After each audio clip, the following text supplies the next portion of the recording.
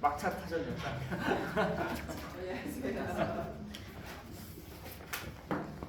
이거는 지난주에 제가 면도 틀려가지고 막차 다시 뽑아서 이거 넣었거든요. 아직도 문은 열려 있으니까 막차라고 하지 마세요. 계속 들을 것 같아요. 제가 백승희 쌤한테 한 번 말씀드리긴 했는데 우리 서방이 네. 그분은 다쳤을 것 같아요. 네, 기도하겠습니다. 사랑과 은혜가 많으신 하나님, 오늘 시은 교회 성경 공부 구약의 시대별 역사 두 번째 강의 또 시작할 수 있도록 은혜를 베풀어 주셔서 감사합니다. 각자 여러 가지 상황과 형편 속에서도 하나님의 말씀을 사모하여 이 자리에 올 수 있도록 그 부르신 그 음성을 듣고 나온 우리 귀한 성도님들 주님께서 기억하여 주시고 또 이 시간 많은 것들을 또 배우게 하시고 깨닫게 하셔서 하나님의 말씀이 들려졌을 때 더욱 깊이 있게 다가가는 귀한 은혜를 아버지께서 허락하여 주시옵소서. 모든 시간 주님께 맡기며 사랑이 많으신 예수 그리스도의 이름으로 기도드립니다. 아멘. 네, 완전체가 아닐 수도 있지만 아무튼 다 이렇게 오전반 다 모이게 되었습니다. 지난주에는 우리 두 분이 그 자녀분 이제 입학식 관련돼가지고 못 나오시게 돼서 오늘 다 7분이 다 모였고 추가로 그 오후반은 처음에 신청했을 때는 4분이었는데 당일날 김영준 권사님이 이렇게 전도돼가지고 오시고 또 주일에는 또 강소희 집사님이랑 남편분 박홍석 집사님이 이렇게 하고 싶다고 하셔가지고 또 잘 돼서 7명 해서 14분이 지금 되게 되었어요. 네, 퍼즐 좀 맞춰보셨습니까? 대답을 안 하셨어요. 대답을 안 하시면 안 돼요. 퍼즐 맞춰보셨죠? 네. 그러니까 퍼즐이 아직까지는 정말 간단하고 별거 아니실 거예요. 그래서 지금 처음 시작할 때 퍼즐을 맞춰보고 시작을 하도록 하겠습니다. 퍼즐 한번 펼쳐보시고요. 저희가 이제 그 지난 시간에 숙제 내드린 거 있잖아요. 9개 시대 순서대로 세로로 줄로 놓고 맨 위에 있는 그 창조 시대의 5가지 사건, 그거를 순서대로 지금 한번 천천히 나와보도록 할게요. 그 오늘 지금 받으신 우리 집사님들은 그 한번 살펴보세요. 어려운 거야? 일단 이게 9개가 있는지 다른 글씨로 요 색깔이 9개가 있는지도 보시면 돼요.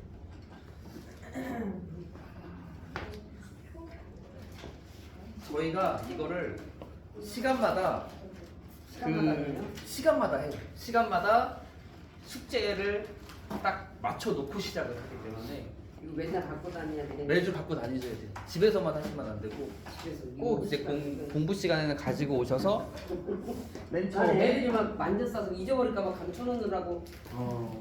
잘 감춰 두셨다가 놀고 있지. 잘 감춰 두셨다가 어디로 가? 잘 외워서 오신 건 순서대로 놨다가 그냥 두신 거 아니죠? 아이 몰라.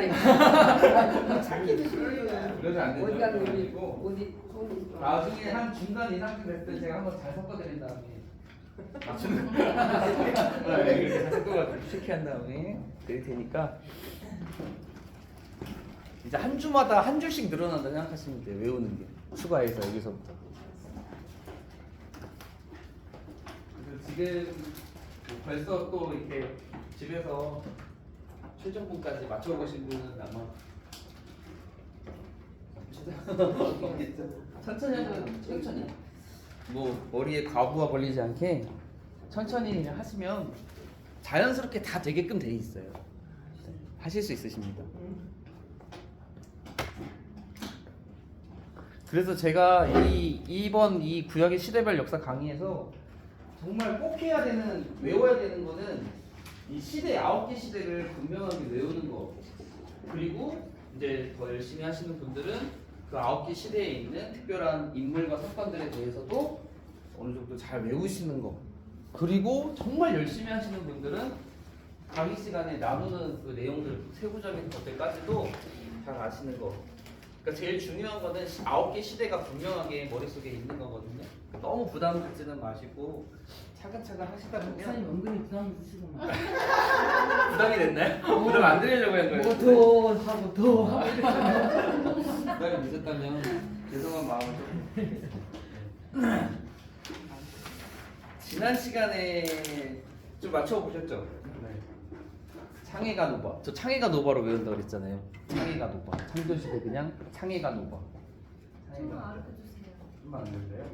그 이게 일단 시대부터 하시면 창조, 장, 아하. 그리고 그 밥좀 내려가. 가나안 정복, 사사시대, 밥도 올라오겠다.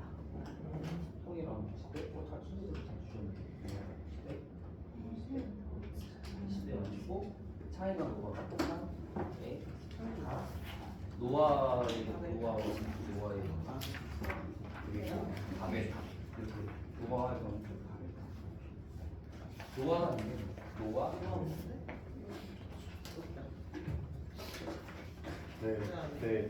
된거 같아. 네 이렇게 잘. 된거 같아. 자 그러면은 지난주에 이제 저희가 시대에 대해서 이야기 간단하게 흐름에 대해서 말씀을 드렸었고 그 다음에는 이제 창조 시대에 대한 내용들을 같이 나눴습니다. OT가 반이기는 했지만요. 네. 그때 뭐 성도님들이 저보고 약장사라고 약장사. 근데 그 말을 저녁 시간에도 약장사 같아요. 막 이런 얘기를 저 들었습니다. 목사님이 구역장 공부 시간에 말씀하셨는데 누가 목사님 성경 공부하는데 약장 같다고 그래? 그래요. 그래서 약을 잘 팔기는 해야 돼요. 담임사님이 그 말씀드렸더니 우리는 약장사라고 하시더라고요.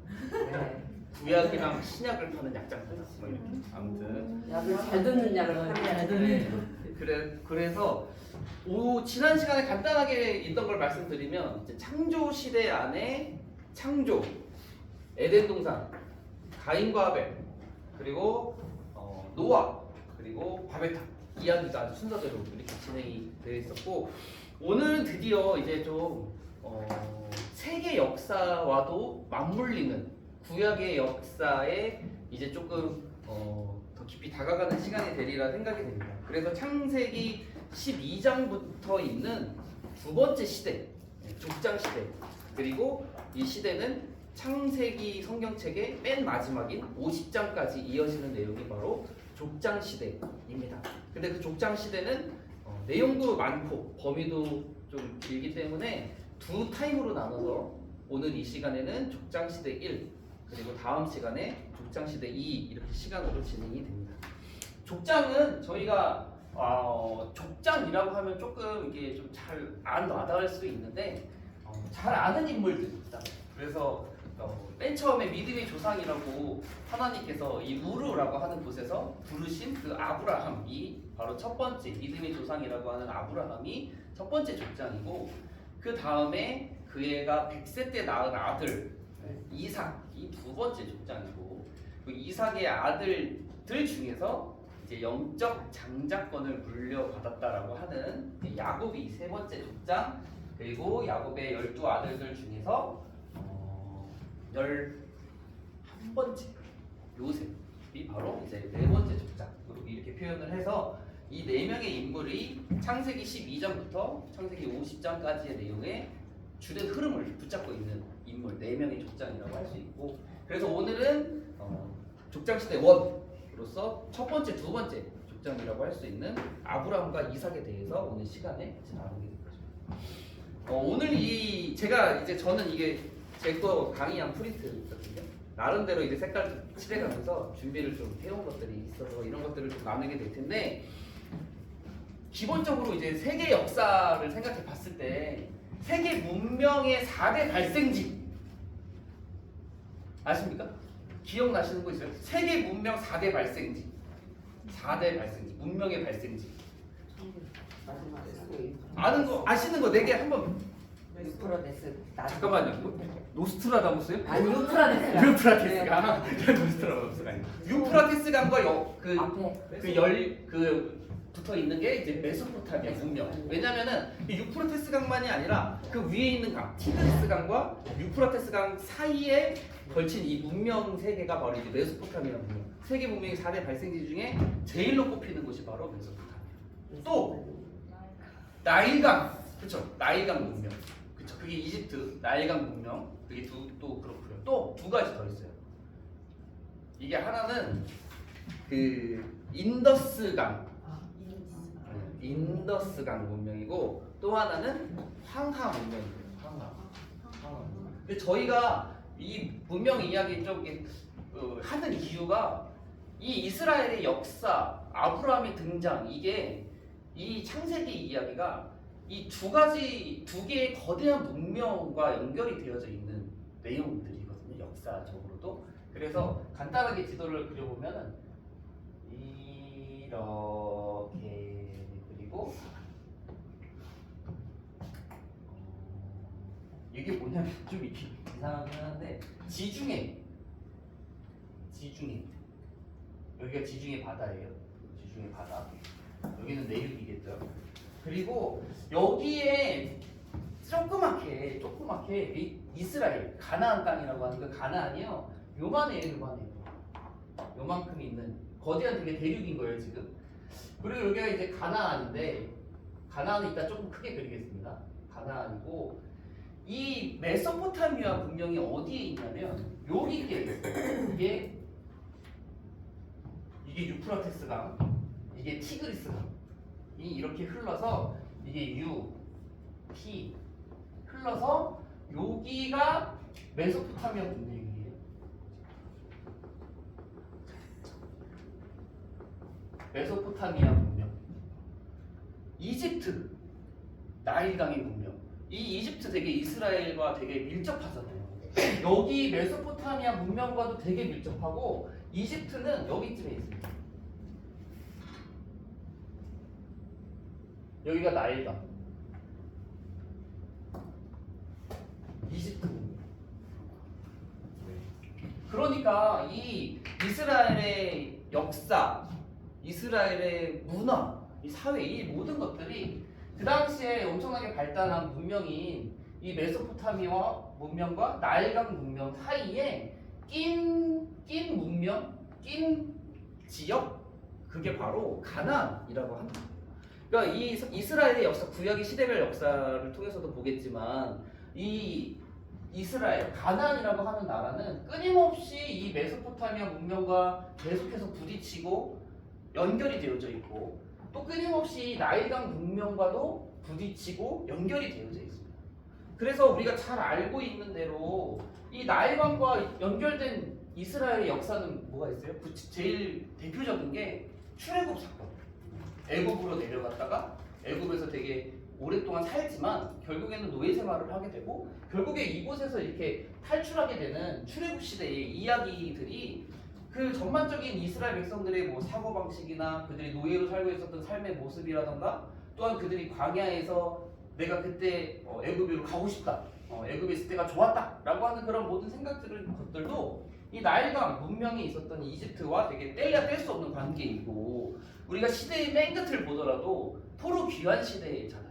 근데 그 포로 귀환 시대 바로 이전에 그 포로 시대로부터 이 이스라엘이 끊임없이 이 나일강 이 애굽한테 의지를 해. 애굽한테 편에 들고 애굽에 이렇게 막 원조를 받으려고 하고 끊임없이 교류가 이루어지고 여기도 장난 아니죠. 이스라엘 역사와. 왜냐하면 여기는 이 메소포타미아 문명은 엄청나게 거대하기도 하지만 여기에서 제국이 발현되거든요. 제국. 그러니까 그냥 조그만 나라 정도 수준이 아니라 엄청난 땅덩어리를 가진 제국이 이 메소포타미아 문명에서 발생이 돼요. 대표적인 게 아수르. 아수르 제국이 이 수도가 여기 있거든요. 그리고 여기는 바벨론. 그래서 나중에 이스라엘이 그 시대별 역사 속에서 분열왕국 시대가 됐을 때 북이스라엘과 남유다로 갈라졌을 때 이 북이스라엘을 멸망시키는 나라가 아수르 제국. 아수르 제국이 남하하면서 북이스라엘을 멸망시키는 이야기가 그 뭐 열왕기, 뭐 역대기 이런 곳에 나오는 것이고 그 다음에 이 아수르 제국을 무너뜨린 바벨론 제국이 형성이 돼서 이 형성이 된 바벨론 제국이 또 남하하면서 남유다를 무너뜨리는 내용이 분열왕국 시대 후반부의 이야기예요. 그러면서 그때 끌려갔던 귀족, 자제, 왕족, 귀족 출신의 자제가 이 바벨론으로 끌려간 사람이 바로 이 다니엘이 여기서 이렇게 나옵니다.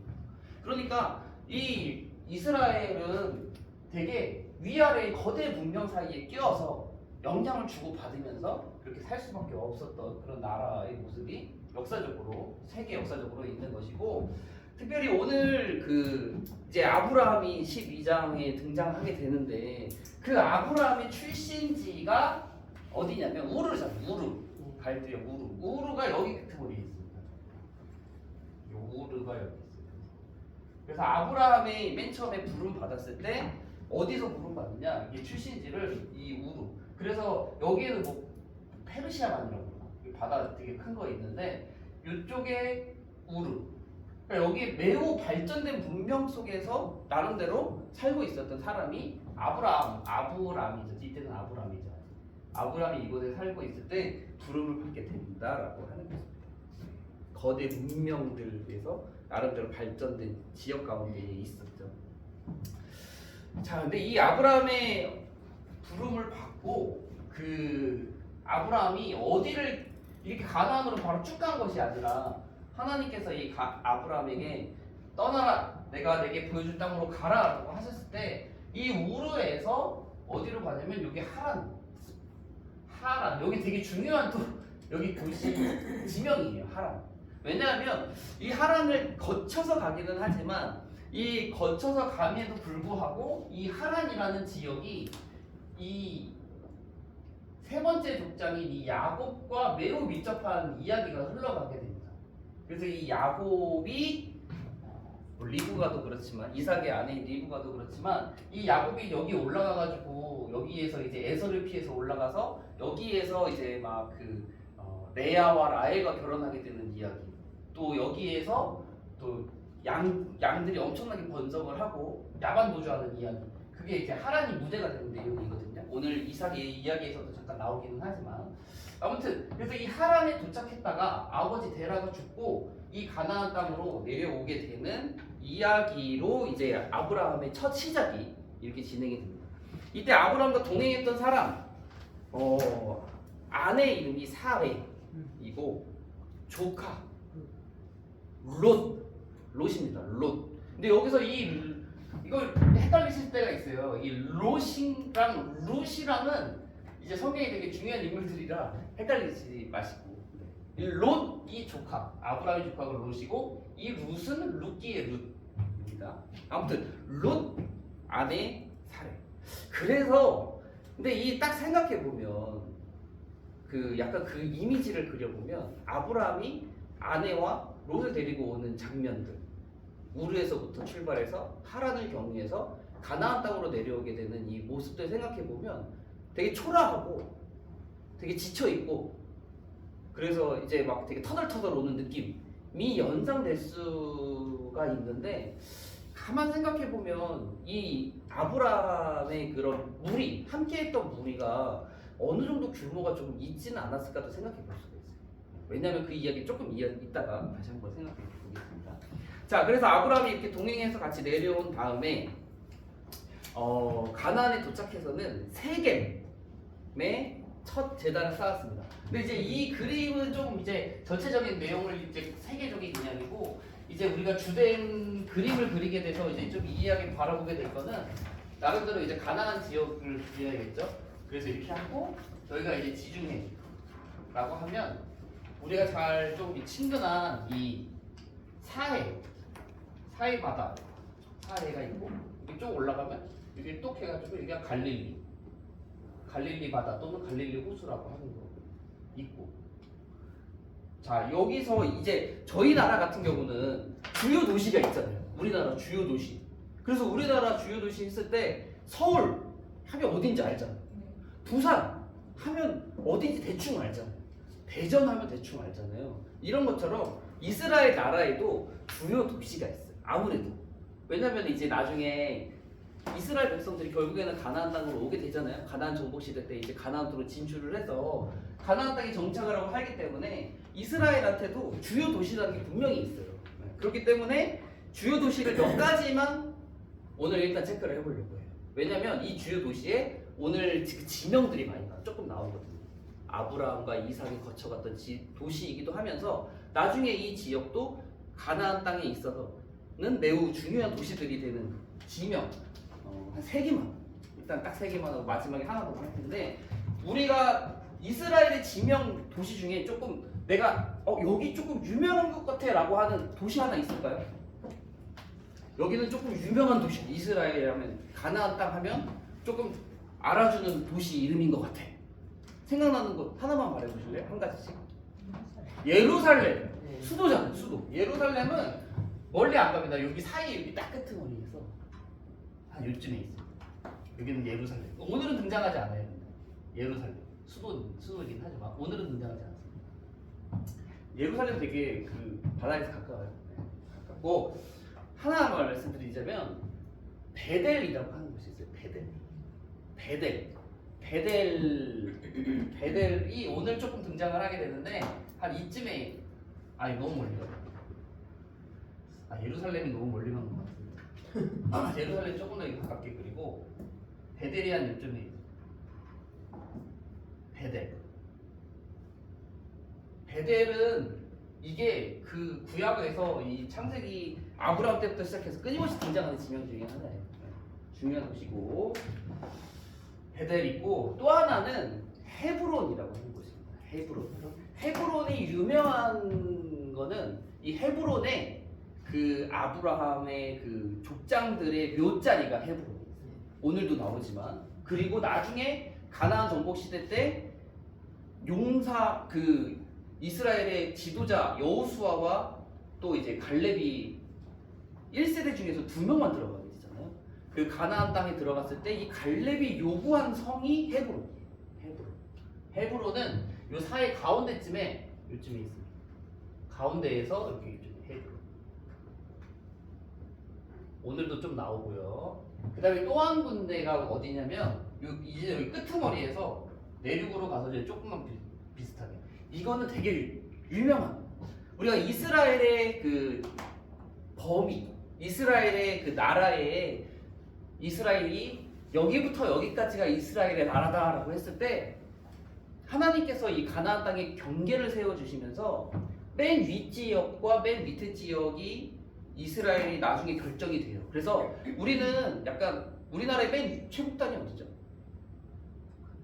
북한 가기 전에 우리나라 약간 파주 가면 거의 위에 올라가는 편이잖아요. 그렇죠? 파주까지 가면 밑에는 제주도 밑에 말아도 아무튼 이 위에 맨 위에가 맨 아래가 우리가 어느 정도 알고 있는 것처럼 이스라엘 나라도 성경책에 보면 어디부터 어디까지가 이스라엘의 나라다라고 자주 등장하는 지명이 있습니다.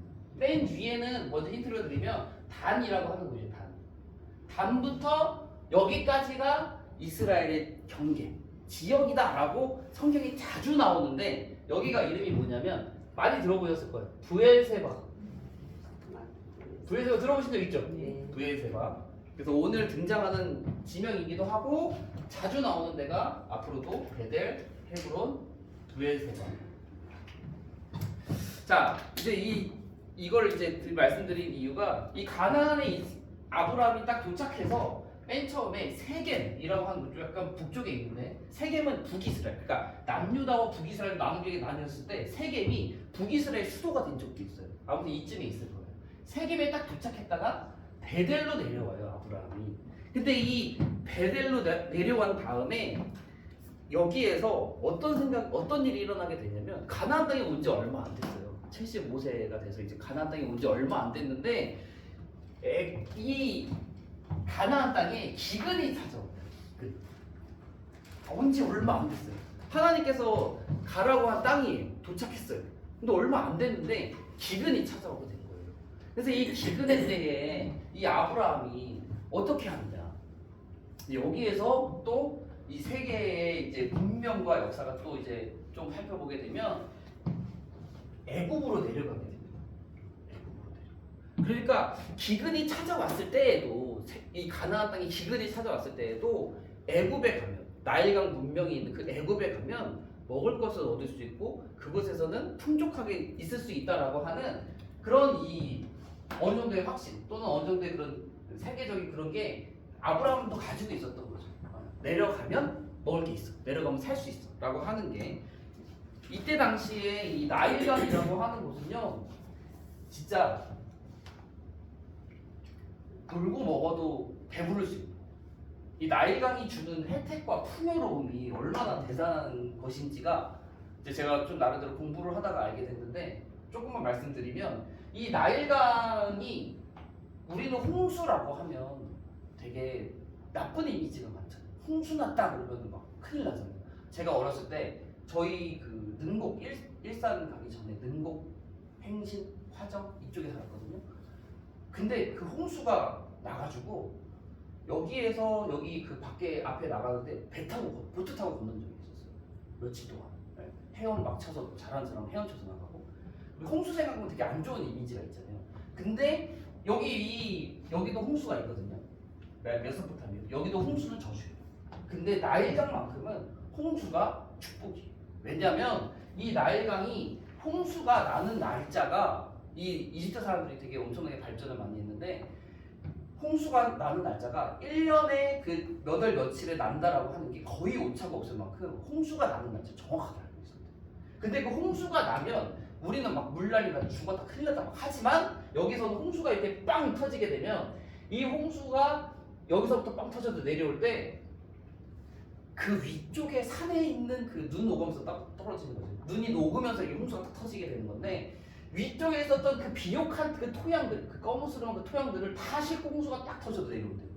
그러면 이 그 강줄기 그 옆쪽에다가 홍수가 탁 터지면서 그 비옥한 흙을 옆에다 막 펼쳐주는 거예요. 저절로. 그러면 거름이 딱 형성이 되면서 여기다가 씨를 뿌리기만 하면 알아서 엄청나게 큰 수확을 얻을 수 있는. 그러니까 엄청나게 여기는 대단한 그냥 앉아서 이제 씨발로 뿌리면 정말 축복이 따인 거죠. 그 홍수 터지면서 내려오는 그 물고기들도 엄청나게 많고 엄청나게 비옥하대요. 그래서 이 나일강 이집트의 90%의 인구가 여기 모여서 살아요. 여기 가까이 모여서 살아요. 여기는 뭐 사막이 많으니까 엄청나게 축복하는 축복된 땅이에요. 여기랑은 정반대예요.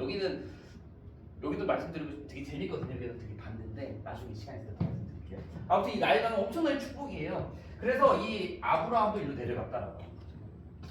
자 내려갔는데 여기에서 이제 문제가 생기잖아요.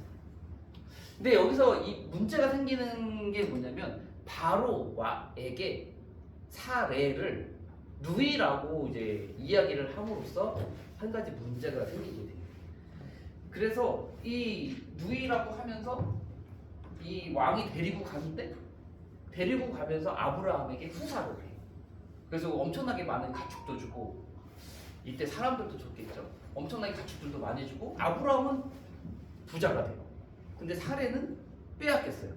그런데 하나님께서 바로에게 재앙을 내리셨다라고 되어져 있고 결국 사례는 다시 돌아와요. 아브라함이 가진 것도 빼앗기지 않아요.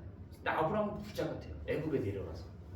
근데 이제 이 부분을 생각해 볼 때는 과연 아브라함이 약속의 땅이 가나안에 도착했고 그 가나안에서 기근을 만났을 때 애굽으로 내려가는 선택은 이제 과연 옳은 것이었을까에 대한 생각은 한번 해볼 수 있는 것 같아요. 왜냐하면 이것과 되게 그 겹치는 게 우리가 이따가도 보겠지만 이삭과도 되게 겹치는 내용이거든요. 가나안 땅에는 기근이 가끔 와요. 이삭 때에도 가나안 땅에 기근이 와요. 근데 그때 그 기근을 만난 이삭이 어떻게 판단하냐면 아빠랑 똑같아요. 애굽으로 내려가서 살아야겠다. 그런데 그때 하나님께서 이삭한테 애굽으로 내려가지 말고 내가 너에게 주기로 약속한 땅에 머물러라라고 말씀하시거든요. 그때 이삭이 순종하고 가나안 지역에 머물러요. 끄트머리였지만 그래서 매우 큰 축복을 받는 이야기도 겹치고 또 나중에 아까 이 이름이 헷갈린다는 말했던 이 룻기의 룻 사사시대의 룻도 이스라엘 또 가나안에 기근이 오자 이스라엘을 떠나서 모압으로 가는 내용이거든요. 이 내용은 그때도 모압으로 갔다가 큰 화를 당하고 다시 돌아오게 되는 이야기가 있게 되는데 과연 무엇이 옳았을까 생각해 봤을 때 애굽으로 내려가지 않고 그 약속의 땅에서 결국에는 하나님께서 주실 그 은혜를 기다리는 것이 더 옳은 판단이 아니었을까라는 생각을 해보게 됩니다. 아무튼 이 아브라함이 내려가서 결국에는 진짜 부자가 되거든요. 거부가 돼요. 그래서 다시 이 가나안 땅으로 올라오게 됩니다. 가나안 땅으로 올라오게 되니까 또 문제가 하나 생겨요. 왜냐하면 이때는 아브라함이 엄청나게 가축도 많아지고 사람도 많아졌어요. 그리고 아브라함과 같이 동행하고 있었던 조카 롯도 당연히 같이 이제 부자가 된 상태인 거죠. 근데 이제 이 13장의 내용을 보면 롯과 이 부자가 되는 것 때문에 결국 갈등이 생기게 돼요. 왜냐하면 너무 이제 가축들도 많고 너무 사람들도 많으니까 이 롯의 목자와 가축, 아브라함의 목자들과 가축, 얘네들이 이제 다툼이 일어나게 되는 거예요. 부자가 되니까. 그래서 이제 땅도 부족하고 하니까 이제 둘이 이제 갈라서게 되죠. 아브라함이 먼저 양보하잖아요. 네가 어디 갈 것이냐? 너가 먼저 가는 곳에 내가 다른 곳으로 가겠다라고 해서 롯이 소돔과 고모라로 가게 되고 아브라함은 헤브론으로. 소돔과 고모라의 위치가 되게 어려워요. 이제 학자들과 여기 자료들을 찾아봐도 소돔과 고모라가 어딘지 잘 모르겠다라고 대체적으로 이야기를 해서 저도 잘 이제 추정되는 곳은 있지만 딱히 말씀은 안 드릴게요. 자, 그래서 이 갈라서게 되는데 아브라함은 이제 헤브론에 있습니다. 여기서 이제 14장부터 또 문제가 생기죠. 여기에 되게 재밌는 역사 이야기가 하나 나오는 게 가나안 요 땅에 이제 전쟁이 일어나게 됩니다. 거대 전쟁, 나름대로 거대 전쟁. 뭐냐면 연합군들끼리 그때 당시에는 이제 부족 국가라고 해야 될까요? 도시 국가라고 해야 될까요? 이렇게 막 큰 거대한 나라가 이루어진 게 아니라 요만큼씩 이렇게 나라들이 이렇게 좀 있었던 것으로 보여요. 그런데 그 나라들이 5개 나라 연합과 4개 나라 연합이 격돌하게 되는 일이 발생을 하게 되는데 이게 왜 문제가 되냐면 롯이 있었던 그 소돔이라고 하는 나라도 그 연합군 나라 중에 하나였던 거예요. 근데 결국 좀 스토리가 있지만 둘이 전쟁을 했다가 어디가 이기게 되냐면 롯의 반대쪽 나라들이 이기게 돼요. 그러니까 롯에 있던 그 소돔이라는 나라는 전쟁에서 패하게 되는 거죠. 전쟁에서 패하게 되면서 가축도 끌려가고 롯도 끌려가고 가족들도 끌려가고 다 끌려갔어요. 자, 그런데 이거를 이제 아브라함이 이걸 듣게 되고 찾아주러 가는 이야기가 이제 또 펼쳐지게 되는데 여기에 보면 무슨 내용이 있냐면 아브라함이 누굴 데리고 가는지가 적혀 있어요. 길리고 훈련된 자 318명. 길리고 훈련된 자 318명을 데리고 간다. 전쟁을 하러 갔다. 결국 이기게 되는데 이 길리고 훈련된 318명이라고 하는 숫자가 숫자적으로 상당히 많은 숫자죠. 그러니까 제가 아까 전에 이 아브라함이 이 우르에서 하란을 지나서 내려올 때 되게 초라한 모습이 아니라 아무래도 이 모습을 딱 봤을 때 어느 정도 좀 규모가 있는 상태에서 내려왔고 그게 더 이제 애굽 다녀오면서 더 불어나가지고 이렇게 된 게 아닐까 그렇게 좀 생각을 해보게 됩니다. 아직 그 아브라함이 86세가 되기 이전에 있는 내용이에요. 그러니까 75세에서 86세 사이에 있는 내용이기 때문에 몇 년 흐르지 않았다는 거죠. 그러니까 갑자기 애굽에 갔다가 확 부른 것이라기보다는 이미 출발할 때부터 대규모 무리가 대규모 어느 정도 그룹이 있는 그런 모습으로서 이 가나안 땅에 온 게 아닐까 좀 생각해 보게 됩니다. 그런 부분도 생각해 볼 수 있을 것 같고요. 그래서 전쟁에서 승리하고 롯도 찾고 가족도 찾고 모든 걸 다 찾아가지고 돌아오는 길에 이제 돌아오는 길에 멜기세덱을 만나고 이게 살렘왕 멜기세덱. 근데 이 살렘왕이라는 것도 그 살렘이 여기 살렘인지 정확하게는 모르겠는데 아무튼 살렘왕 멜기세덱을 만나서 11조를 바치는데 자 여기까지가 14장인데 이제 이 15장에 보면 어떤 이야기가 있냐면 하나님과 아브라함이 언약을 맺는 내용이 나와요. 근데 이 맨 처음에 보면 창세기 15장 1절 말씀에 딱 보면 하나님께서 아브라함에게 찾아오셔서 뭐라고 말씀하시냐면 두려워하지 마라. 내가 너의 방패고 지극히 큰 상급이다. 라는 말씀을 하나님께서 아브라함에게 찾아오셔서 하십니다. 근데 아브라함의 지금 상황이 뭐냐면 전쟁에서 지금 대승 거뒀잖아요. 14장만 딱 봐도 전쟁에서 대승 318명 솔직히 318명만 있는 건 아니었고 살짝 보면 함께 했던 그 연합 나라들은 있었어요. 제가 찾아보니까 아넬, 에스골, 마므레라고 하는 그런 주변 사람들이랑 같이 쳐들어가서 전쟁에서 이긴 거거든요. 아무튼 14장의 내용만 우리가 딱 보면 대승을 거둔 아브라함이에요. 그러니까 떵떵거리고 이 지역에 패권을 차지했다 막 이렇게 생각할 수도 있는데 딱 15장에 딱 넘어가 보면 하나님께서 아브라함한테 두려워하지 마. 두려워하지 마. 라고 하신 말 이유는 아브라함이 두려워하고 있다는 거거든요. 두려워하지 마. 내가 너의 방패고 지극히는 상급이야. 라고 말씀하시는 거죠. 아브라함이 왜 두려움에 빠졌을까? 도 생각해 볼 수가 있는 거죠. 14장의 이야기를 보고 이제 일반적으로는 어울리지 않으니까. 근데 그 당시 이렇게 아브라함이 두려움에 빠질 수밖에 없었던 이유가 뭐냐면 아실 것 같은 분 있으세요? 그렇죠. 그 당시에는 그런 관계, 주변 나라들과의 그런 관계들이 엄청나게 끈끈했던 거예요. 그러니까 전쟁에서는 당시에는 이겼지만 그 연합군, 이겼던 그 연합군과 관련된 부족 또는 혈연, 걔네들이 보복의 전쟁들이 그 다음에는 꼭 항상 이루어졌다라고 하는 거죠. 그러니까 아브라함이 그 순간 그 전쟁에서는 이겼을지라도 어디선가 어느 순간이라도 찾아올지 모르는 그런 보복에 대한 두려움을 아브라함이 갖고 있었고 그렇기 때문에 하나님께서 아브라함에게 두려워하지 말아라. 내가 너의 이 다음도 중요해요. 방패, 보호자가 된다. 그리고 너의 큰 상급이다라고 말씀하시면서 하나님께서 아브라함에게 찾아오시는데 이때 하나님께서 이제 아브라함과 언약을 맺는 내용. 근데 하나님께서 아브라함한테 이제 너의 후손 자녀가 이미 12장에서 부르실 때 엄청나게 많아질 거고 가나안 땅 줄 거고 땅과 자손에 대한 약속 분명히 하셨는데 아브라함은 그 약속에 대해서 희미해진 상태였어요. 15장에 가고. 그래서 이때 아브라함이 자신의 후계자 누구로 생각했냐면 핏줄이 아니라 다메섹 사람 엘리에셀이 나의 후사,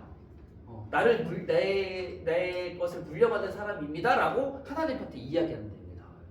그러니까 하나님께서는 내 씨가 크게 번성할 것이다라고 약속하셨음에도 아브라함 그 사실을 믿지 못하고 내 후사는 다메섹 사람 엘리에셀입니다. 그러니까 되게 아브라함 밑에 있는 종들 중에 제일 조금 이렇게 무사람이었겠죠. 그 사람이 이제 내 후사입니다라고 이야기하는데 하나님께서는 아니다라고 하는 거죠. 자손 주시고 땅 줄 거야. 다시 약속을 하십니다.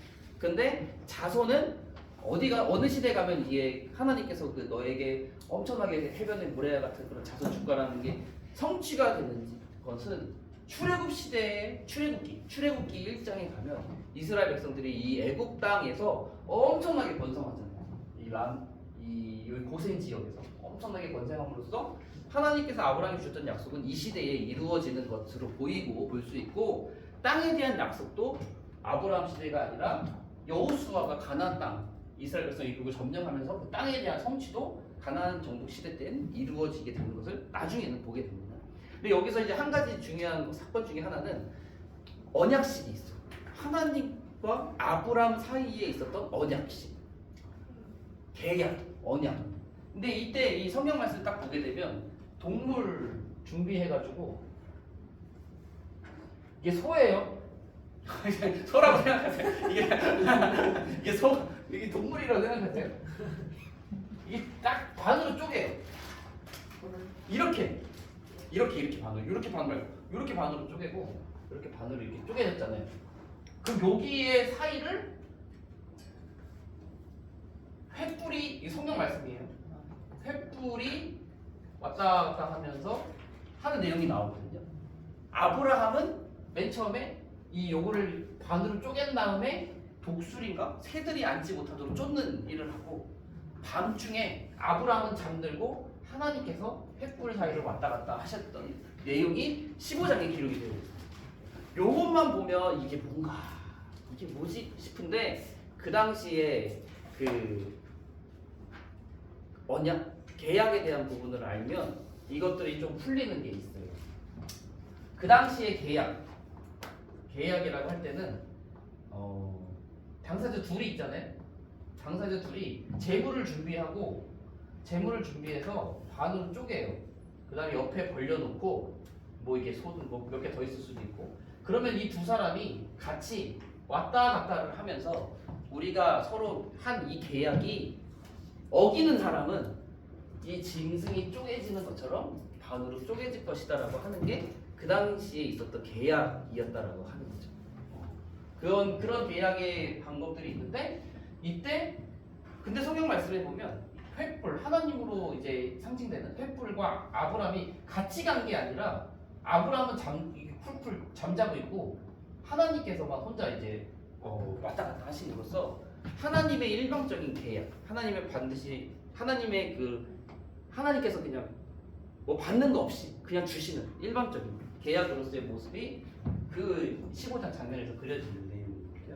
그래서 하나님께서 반드시 너에게 너에게 축복을 주셔서 자손과 땅에 대한 약속 반드시 성취할 것이다. 하나님의 일방적인 계약으로서 15장 내용이 있고, 근데 또 16장에 가보면 이 아브라함이 좀 시간이 지났은 것 같아요. 이 언약식과 아브라함이 또 약속을 불신한.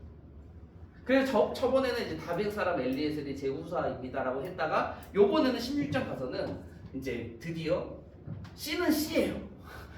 자손은 자손인데 애굽 사람이었죠. 애굽 사람 하갈로부터 낳은 아들. 그래서 아까 잠깐 말씀드렸던 이스마엘이 이때 출생을 하게 되고 86세 때, 75세 때 와서 86세 때 이스마엘이 태어나게 돼서 얘가 내 후사다. 이제 내 후사는 이스마엘이다 라고 이제 생각하는데, 그래서 이스마엘의 재롱 보고 이스마엘 막 이렇게 귀여워하는 모습. 그런데 이때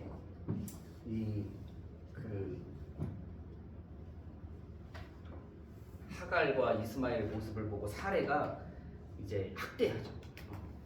학대해가지고 이제 하갈이 도망을 칩니다. 이 도망치는 어디까지 도망치냐면 좀 멀리 가요. 여기에 이제 이름이 좀 어렵기는 한데 부엘라 헤로이라고 하는 곳으로 이제 여기 지역으로 도망을 칩니다. 근데 부엘라 헤로이 좀 이름도 어렵고 외우기 싫으실 텐데 그냥만 보셔도 되지만 좀 이따 또 나오기 때문에 부엘라 헤로이로 도망을 쳤다가 이제 하나님께서 돌아가서 여호와의 사자가 나타나서 하갈에게 나타나서 돌아가라. 사라에게 순종해라. 이스마엘에게도 내가 복을 내릴 거다. 해가지고 다시 돌아와. 다시 돌아와서 잘 지냅니다. 자, 잘 지내다가 나오는 이야기가 18장 17장에 아브라함의 이름이 이제 아브라함, 사대의 이름이 사라, 열국의 아버지, 열국의 어미 이렇게 바뀌고 할례에 대한 이야기 나오고, 여기는 빨리 넘어가고 하고요.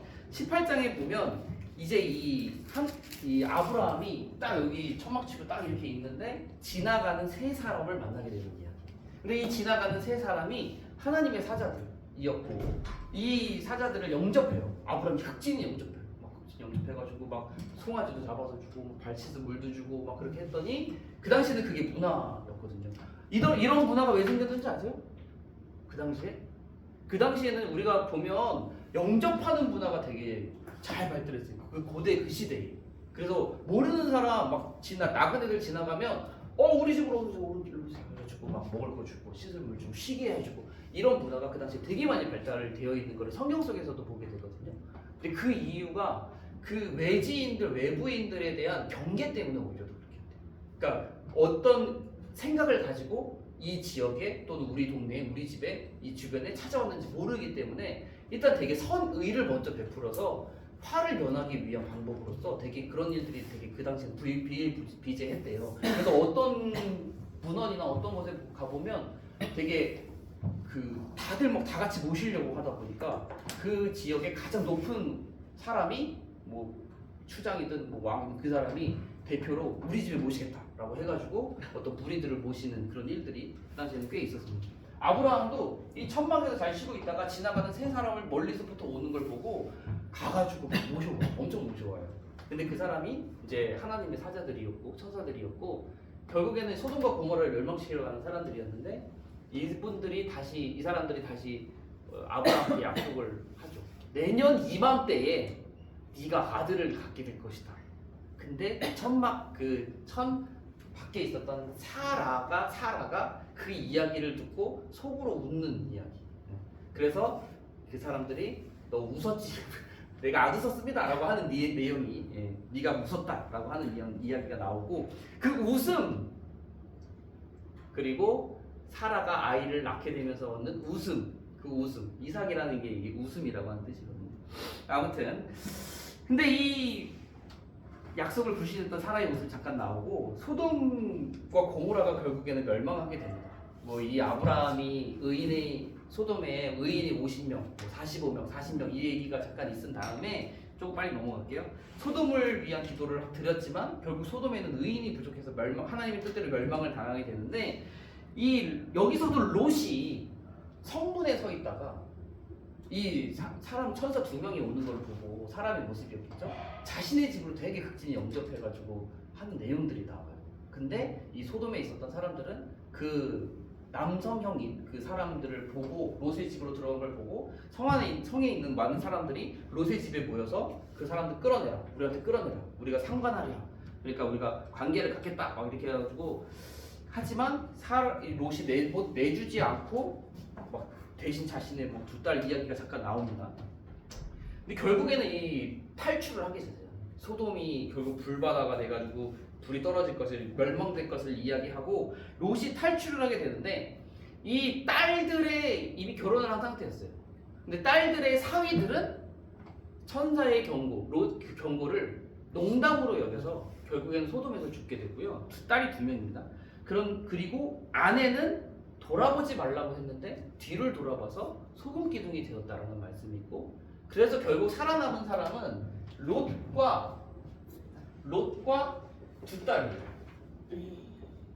2딸이 소돔의 그 재앙 속에서 소돔과 고모라가 무너지면서 살아남게 됩니다.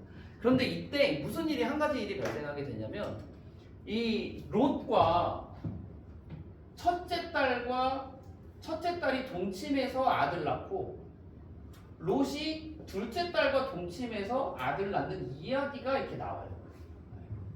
그러니까 좀 생각해 보면 왜 이렇게 했을까 싶은 생각이 들잖아요.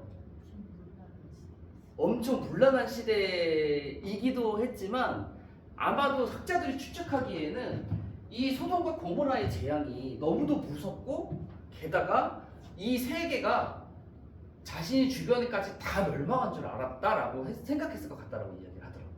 그러니까 이 지역 소돔과 고모라가 멸망한 게 아니라 주변까지 어쩌면 이 모든 세계가 다 하늘에서 내려오는 불로 인해서 다 멸망했을지도 모른다. 그리고 살아남은 게 아빠랑 2딸밖에 없을 것이다 라고 생각했을지도 모른다라고 이야기를 하더라고요. 그래서 후손을 계속 보내기 위해서 이제 첫째 딸도 롯과 동침해서 낳고 둘째 딸도 동침해서 아들을 낳았을지도 모른다 라고 추측하는 글들이 좀 있습니다. 근데 여기서 이제 말씀드리는 이유는 이 롯과 큰 딸이 결혼해가지고 어느 나라의 조상이 되냐면 큰 딸과는 여기 나중에 가나안 정복 시대 때 자주 등장하게 되는 모압이라고 하는 나라가 있대요. 딱 여기 있거든요. 가나안 정복 시대. 이스라엘이 결국 여기도 전쟁 엄청 합니다. 여기랑도 좀 하고. 그 다음에 둘째 딸과 결혼해서 낳은 아들은 여기 지역에 터전을 잡고 있는 암몬. 많이 들어봤죠? 네. 암몬이랑 모압.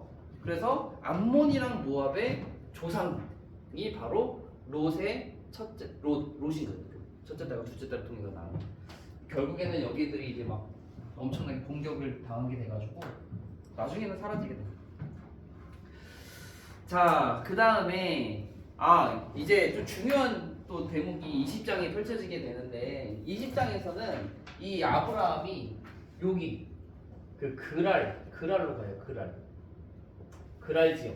근데 그랄 지역도 이삭의 무대기 되긴 하는데 이 그랄에서 또 애굽에서 아내를 누이라고 했던 것처럼 그랄에서 또 이제 그랄 왕 아비멜렉 앞에서 자신의 아내를 누이라고 이야기하는 일이 발생합니다. 쉽지 않은 내용인데 100세 가까이 된 사라가 여전히 보기 아름다웠을까? 약간 이런 의미도 있기는 하잖아요. 그렇죠, 그렇죠. 하나님 보시기에. 자, 아무튼 그래서 근데 또 이제 아비멜렉이 데려가요. 그랄 왕 아비멜렉이 이 그랄 지역의 왕 아비멜렉이 사라를 데리고 가요. 그런데 이때 제가 성경 말씀을 구체적으로 찾아보니까 하나님께서 아비멜렉에게 현몽해서 너 그러면 너 죽는다 이렇게 얘기를 하시고 네가 죽으리라. 네가 죽으리라. 그래서 다시 이제 돌려주게 되는 이야기가 있고 이삭이 이제 출생을 하게 됩니다. 아브라함 100세 때 이삭이 출생을 하게 되고 이삭 출생 이야기에서 이때 드디어 하갈과 이스마엘이 독립을 해요.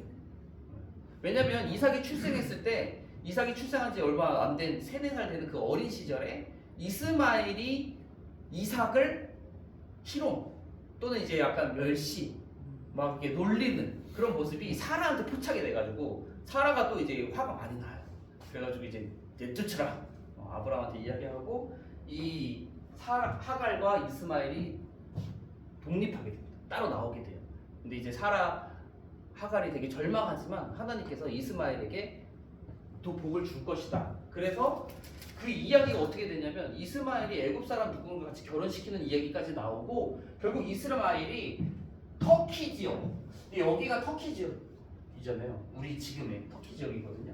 여기 우리 그 2학기 사도행전과 사도 바울의 전도여행 2학기 성경 공부에는 이 지역 이야기가 좀 나옵니다. 깨알 강조를 하자면 아무튼 터키 지역의 조상이 되었다 이렇게 이야기를 합니다. 그 다음에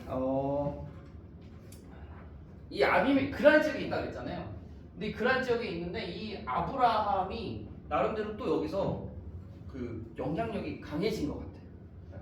원래 이미 사병들도 있었고 많은 사병도 있었고 재산도 많이 있었고 가축도 많이 있었잖아요. 그랄 왕이 이 아브라함을 경계합니다.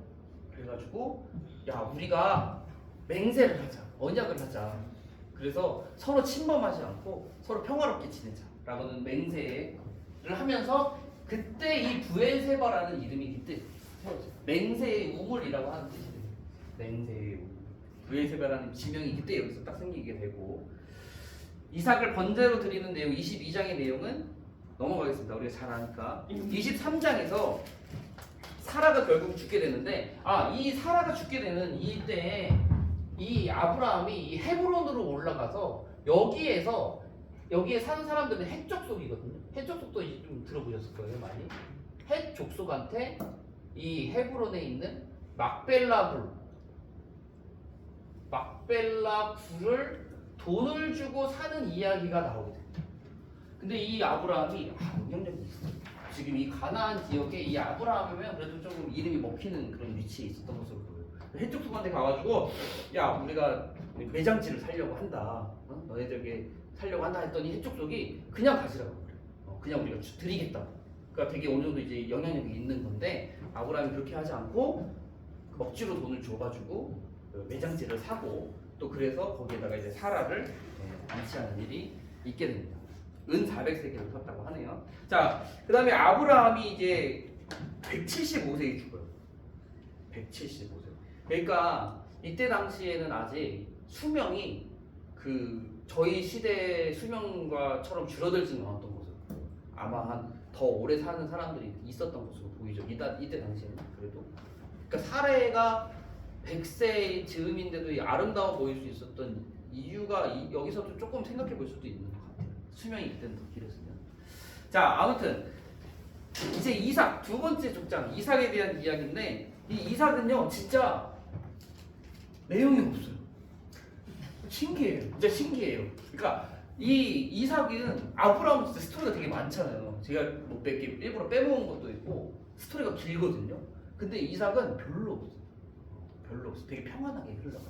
대신 야곱은 엄청 길고 요셉도 꽤 깁니다. 근데 이제 이삭만큼은 되게 짧게. 그래서 저는 여기 옆에도 적혀 있지만 평온한 이삭이라고. 진짜 평온해요. 얘는 되게 평온한 것 같아. 그래가지고 아무튼 이 이삭 이야기가 시작이 되는데 24장에 보면 이때 이삭이 이 부엘라 헤로이에 거주하고 있는 상태입니다. 부엘라 헤로이. 근데 이 아내를 그 아브라함이 살아 있을 때 이삭의 아내를 구해다 주려고 해요. 근데 이제 그 이삭의 아내를 누구로 하려고 하냐면 여기 가나안 지역에 사는 다른 민족들, 다른 백성들 중에서 이삭의 짝을 찾아주려고 하지 않고 자신의 혈족, 자신의 친족 중에서 이삭의 짝을 찾아주려고 합니다. 근데 그 이삭의 아브라함의 혈족, 친족들이 어디에 살고 있냐면 당연히 우르 거 아니에요. 근데 우르에서 여기 하란으로 왔다가 일로 내려가잖아요. 근데 이 하란에 이미 아브라함의 친족들이 살고 있었죠. 같이 이동했다가 같이 와가지고 근데 이 하란의 지역에 자기의 혈족들이 살고 있으니까 이 하란으로 늙은 종을 보내서 믿을 만한 늙은 종이었어. 그래서 믿을 만한 늙은 종 둘이 추측되는 사람이 있죠. 한 명. 아까 전에 살짝 나왔던 사람. 아브라함 맨 처음에 내 후사라고 여겼던 다메섹 사람 엘리에셀이 아닐까 싶은 그 사람을 늙은 종으로 이렇게 딱 보내가지고 여기에서 우리 이삭의 며느리감을 찾아달라. 네. 그래서 이름은 정확히 거론되진 않았습니다. 제 추측이에요. 그래서 가게 되는데 이때 이 종이 이 믿음도 대단해요. 순적하게 만나게 해주시고 엄청 기도도 많이 하고 준비해가지고 딱 가는데 딱 가서 도착해서 그 우물에서 기도 드리기 딱 맞춰지기 전에 이미 딱 응답이 딱 오게 돼서 어떤 소녀가 와가지고 이 종의 기도가 뭐였냐면 낙타들도 엄청 데리고 왔거든요. 부자니까 폐물도 막 씻고 보이기는 아니겠죠. 근데 이제 자기에게도 물을 주고 낙타들에게도 물을 주는 소녀, 그 착한 소녀를 만나게 해주십시오 하나님께서 막 이렇게 기도를 하는데 딱 소녀가 딱 등장을 해가지고 그 종에게도 주고 낙타의 물까지 막 길어서 주는. 근데 이 물 깃는 게 되게 노동이 되게 힘든 일이었대요. 근데 이게 낙타들이 10필인가 그런데 그 10필의 물을 먹이기 위해서는 몇십 번을 길었다 놨다 해야 되는 약간 그런 수고가 있는 모습이었죠. 근데 그거를 딱 마다하지 않고 하는 소녀, 그 소녀를 딱 만나서 그 소녀의 집에 딱 갔더니 그 소녀가 또 때마침 아브라함의 이제 그 또 친족이었던 거죠. 그래서 거기에 그 리브가, 이 소녀의 이름은 리브가였고 이 리브가를 결국에는 그 데리고 와가지고 이 리브가가 이삭의 아내가 됩니다. 이제 리브가의 오빠가 있는데 오빠 라반이 있어요. 라반. 요 라반과의 이야기는 이제 야곱 다음 시간에 엄청나게 또 이제 둘이 또 이야기가 나오게 되고요. 아무튼 리브가를 딱 데리고 와서 이 리브가가 쌍둥이를 낳습니다. 형이 에서, 동생이 야곱. 에서와 야곱 둘을 낳게 되고 이 둘을 낳았을 때 장자의 명도. 이 장자가 이 에서잖아요. 쌍둥이지만 먼저 나온 게 에서잖아요. 근데 이 에서는 와일드한 사람, 화살 막 쏘고 뭐 사냥하는 사람. 아무튼 그리고 이 야곱은 집안일하고 이제 엄마 도와주는 일을 했었는데 이 장자에 대한 그 마음이 어렸을 때부터 가지고 있었던 것으로 보여요. 그 당시에 장자가 아버지 재산이 많은 부분을 또 가지기도 하고 그래서 이제 그 배고픈 그 에서에게 팥죽 한 그릇으로 이제 장자권을 파는 사게 되는 야곱이 사게 되는 그런 이야기. 에서는 되게 가벼이 생각했지만 그래서 그런 일이 있었는데 자 이제 또 중요한 이야기가 하나 있습니다. 그래서 야곱 이삭에게 이 부엘라 헤로이에 딱 있는데 가나안 땅에 이 기근이 자주 오나 봐요. 기근이 또 있었던 거예요. 기근이 찾아와요. 아까 잠깐 말씀드렸었죠. 그래서 부엘라 헤로이에 있는데 기근이 찾아와서 이 부엘라 헤로이에 있던 이삭이 어디로 가냐면 이 그랄로 갑니다. 그랄. 그러니까 이삭의 판단 중에 여기가 이제 지중해잖아요. 여기는 해안가거든요. 해안가 평야지대. 그러니까 여기에는 먹을 게 있을 것이다라고 판단했다는 거예요. 그래도 기근 중에도 여기는 그나마 살만하겠지라고 판단했던 거예요. 나중에 이스라엘 백성들이 출애굽할 때쯤에는 블레셋이라고 하는 나라가 여기에 차지합니다. 여기를. 이 해안 평야를 차지하고 여기에 풍족한 생활을 하면서 5개 성읍을 세워가지고 주요 도시를 세워가지고 이 연합군이 블레셋이거든요. 이 블레셋도 바이킹 같은 해양 부족이 탐낼 만큼 여기는 되게 비옥한 나름대로 비옥한 곳이에요. 아무튼 이 부엘라히로에 있던 이삭이 가나안 땅 위에 기근이 오자 그랄 지역으로 가서 있게 되는데 이 부엘라히로의 그랄에 왔는데도 여기도 별로 시원치 않았던 모습을 보여요. 그래가지고 이삭이 이번에 생각은 아빠가 그랬던 것처럼 애굽으로 내려가야지. 애굽만큼은 살만할 거야 라는 생각을 가졌던 것으로 보입니다. 왜냐하면 이때 하나님께서 이삭에게 찾아와서 애굽으로 내려가지 마라고 이야기하시거든요. 그러니까 이미 이삭의 마음 가운데 애굽으로 가면 먹을 게 있겠다라는 생각을 가졌기 때문에 하나님께서 애굽으로 내려가지 마라 라고 말씀하셨다고 생각해 볼 수 있는 거죠. 애굽으로 내려가지 말고 내가 너희들에게 준 땅에 머물러 라고 하는 게 하나님의 메시지였습니다. 근데 이삭이 어떻게 하냐면 하나님의 말씀에 순종을 해요. 애굽으로 내려가지 않고 그랄에 계속해서 머물게 됩니다. 근데 이 그랄의 경계, 이 그랄이 이 부엘사바 라인에서 딱 진짜 약속의 땅의 거의 맨 마지막 끝자장 끝 가장자리이긴 하거든요. 아무튼 이 땅에 딱 거주하게 되는데 기근이 딱 끝나는 거죠. 기근이 끝나면서 농사를 지었는데 농사해서 100배의 결실을 맺었다 라고 성경에 기록되어 있습니다. 근데 이게 진짜 거의 불가능한 이유는, 현실적으로는 불가능한 이유는 왜냐하면 이 아브라함이든 이삭이든 농사일을 해본 사람들이 아니에요. 아브라함과 이삭은 목축업을 하는 사람들이거든요. 그러니까 돌아다니면서 풀 뜯기고 양과 소고 이런 뭐 염소 이런 거 키우는 사람들이지 농사를 해본 적이 없는 사람들인 거예요. 근데 그랄 땅에 와서 거주하면서 거기서 첫 농사를 지었는데 100배의 결실, 엄청나게 풍족한 결실을 맺게 된 은혜를 그가 누리게 됐다라고 하는 거죠.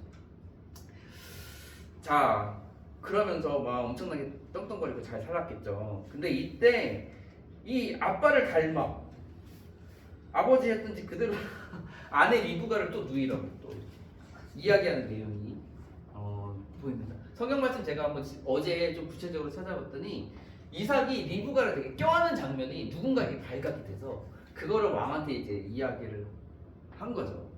이 안에 이제 누이라고 했다가 껴안는 모습을 보고, 그래서 이삭이 결국 실토를 해요. 내가 두려워서 그랬다. 그랬더니 이제 아무튼 이제 좀 좋게 끝나기는 했어요. 근데 이제 이삭이 또 여기서 그랄에서 영향력이 또 엄청나게 세지는 거예요. 엄청나게 부자가 됐잖아요. 또 그러니까 그랄 왕이 또 경계를 해요. 그래가지고 내쫓아 이삭을, 여기서 나가라. 그래가지고 뭐 나가라 기도하고 또 막 우물 팠는데 우물 되게 중요하거든요.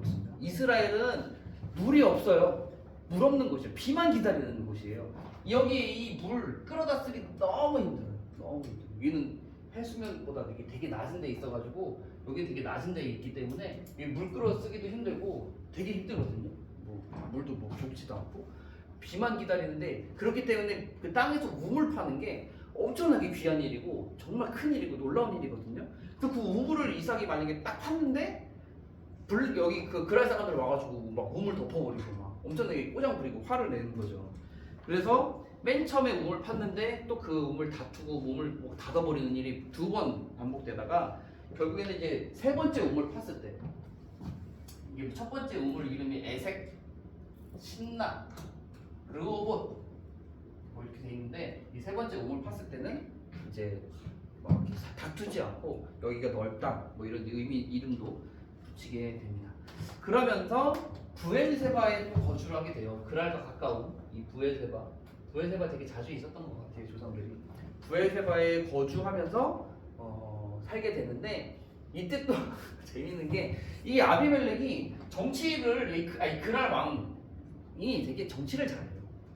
그러니까 경계되는 딱 사람들을 내쫓기도 하지만 또 가가지고 계약도 맺고, 아브라함 때 그랬잖아요. 아브라함과 계약 맺어가지고 이렇게 잘 지내봅시다 뭐 하는 것처럼 이번에 이삭이 또 여기 또 거주하면서 잘 지내니까 또 와가지고 또 우리랑 선하게 지내자 계약하는 그런 내용들, 그런 내용들로 또 이어지게 되는 것을 보게 됩니다.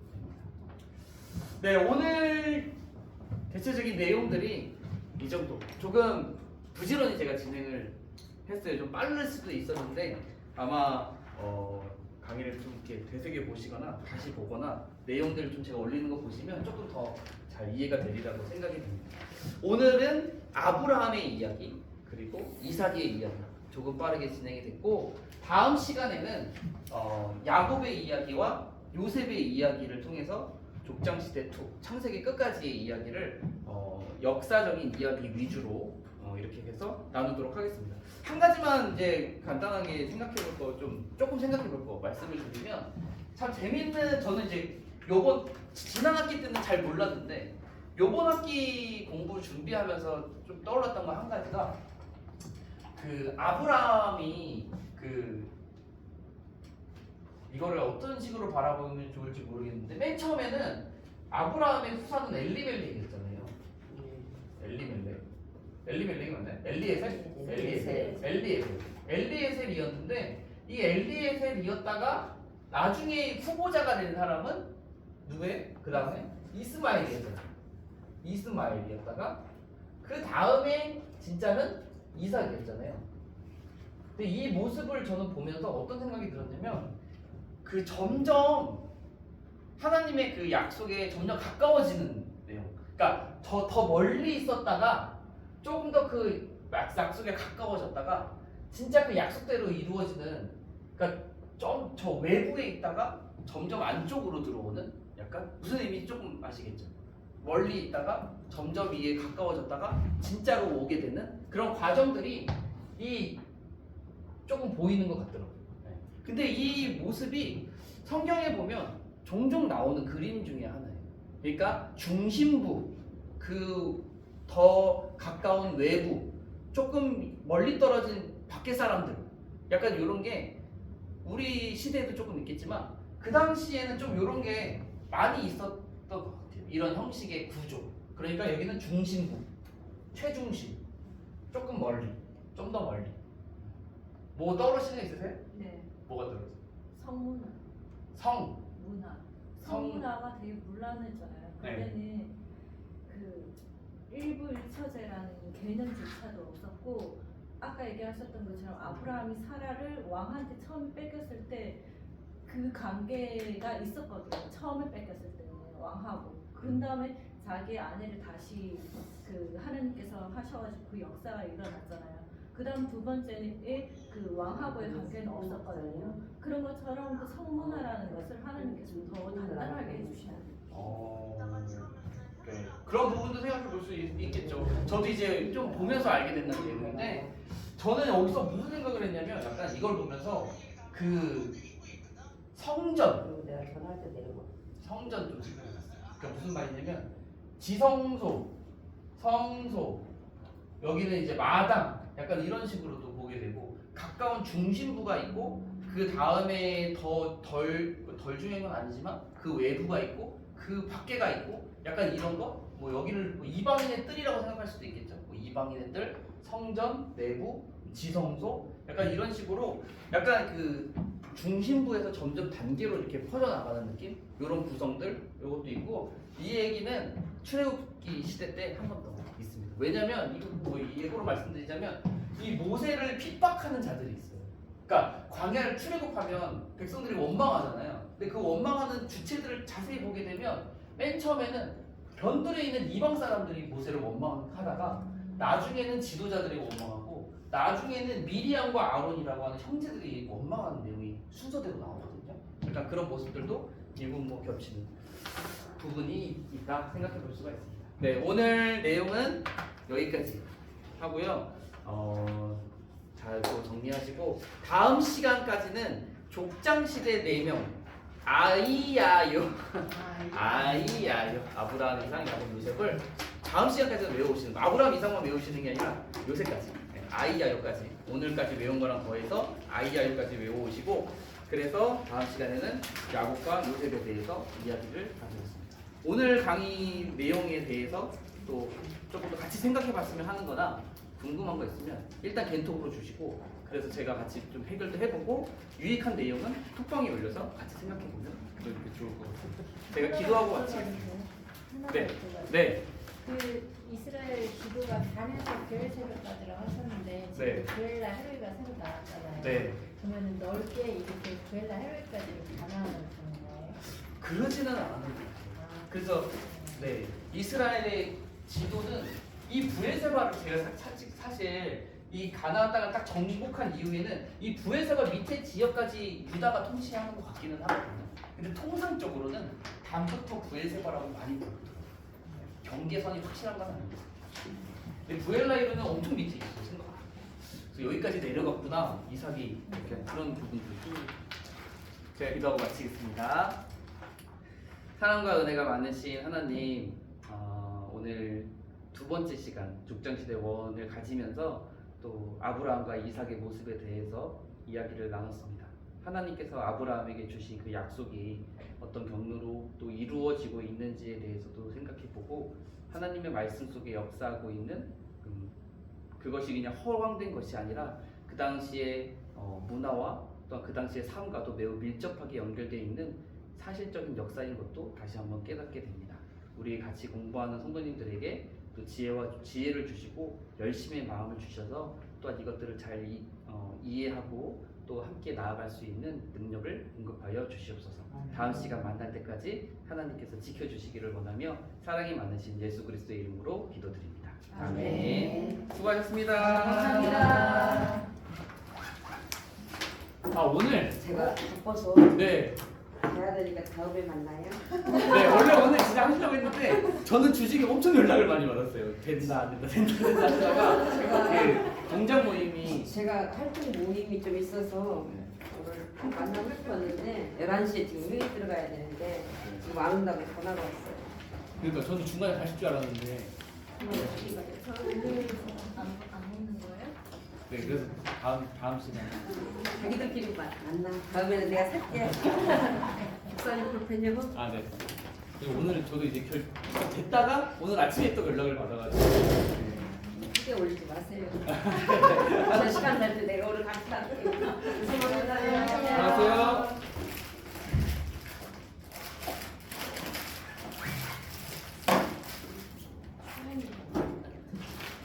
수사님 그래도 이 승려 말씀 볼 때 도대체 뭐 기준이 이제는 이거를 그래도 이 그림을 조금 그려주고 이렇게 하니까 조금은 이해가 되네. 또 들어오시죠. 아니 승려 말씀에 책 볼 때 나오잖아. 네. 그러면 네. 누구라되기 강이 열리고 뭐 어디는